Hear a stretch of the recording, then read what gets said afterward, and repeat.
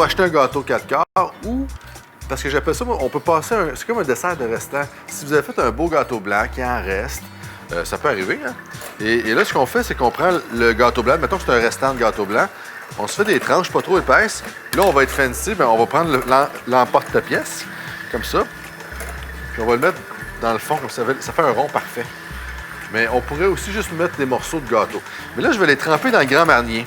Un peu comme on fait avec la liqueur de café puis l'espresso pour le tiramisu. Là, je mets mon gâteau dans le Grand Marnier.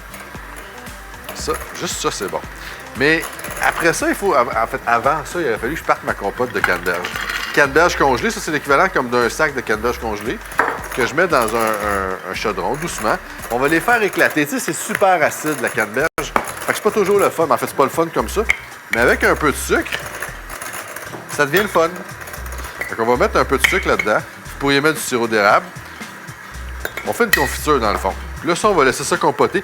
On n'est pas obligé de les cuire comme trop non plus pour que ça devienne quasiment brune. Là. On va les laisser éclater, perdre leur jus, se mélanger au sucre, réduire un peu. On pourrait mettre un jus de citron juste pour équilibrer ça puis que ça fasse une belle pectine. Et là, admettons que c'est prête, là. Je vais aller chercher ma confiture de canneberge. Pendant ce temps-là, Marie-Ève, elle fouette la crème. La crème 35 %. Avec un peu de sucre. Avec un petit peu de sucre. Pour faire une chantilly.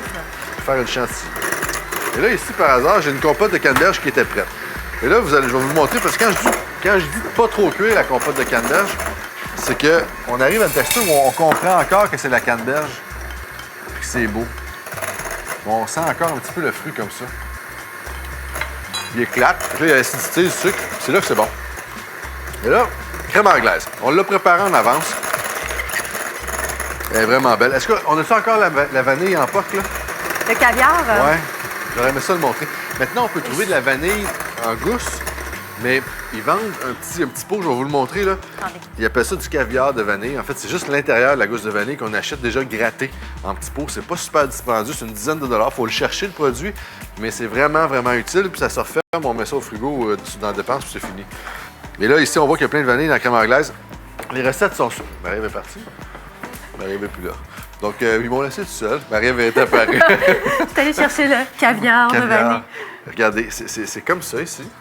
C'est vraiment un petit produit, une trouvaille bien, bien le fun. Puis à l'intérieur, c'est vraiment juste la vanille. Fait que c'est capoté parce qu'on a du rendement avec ça, on perd pas. Puis on a vraiment plein de vanille accessible. Donc, c'est ce que je voulais vous montrer. Les recettes sont en capsule pour ça? Ou... Oui. Bon, donc en capsule web, vous allez avoir la crème anglaise, qui est une belle préparation. Il faut maîtriser ça, par exemple. C'est vraiment... Puis là, c'est juste de faire un jeu d'étage. Moi, j'aime ça, la crème anglaise. Puis là, on va prendre un petit peu de compote, comme ça. Puis là, je vais me recouper un gâteau. On va faire comme 3 tranches de gâteau. Ça te va-tu? C'est excellent. Mais je vais aller chercher celles qui sont au frigo. Oui, j'avoue.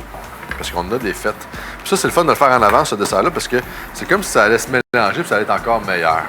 Fait qu'on met un autre... Ah non, il faut que je la trempe. Comme ça. Puis là, bon, on pourrait mettre... Ouais, un petit peu de crème fouettée là. C'est un amalgame de côté un petit peu cochon du dessert. Ça, là. Quand tu passes à travers ça, là, t'es repu. T'as un T-shirt gratuit. Un Donc, T-shirt Signem. On termine avec... Oh oui. Un petit peu de ça. Tu sais, les étages sont pas importantes, là. Et je viens Check ça, de casser des... d'éclater des amarettis dessus. Donc, amaretti, c'est un petit biscuit italien qui pèse rien, qui est plein d'air et À l'amande. qui est comme à l'essence d'amande, là. Ça, on devrait toujours avoir ça dans la dépense, parce que pour tremper dans l'espresso, c'est très, très bon. Voilà. C'est fini. Fini, là? C'est fini. Très beau.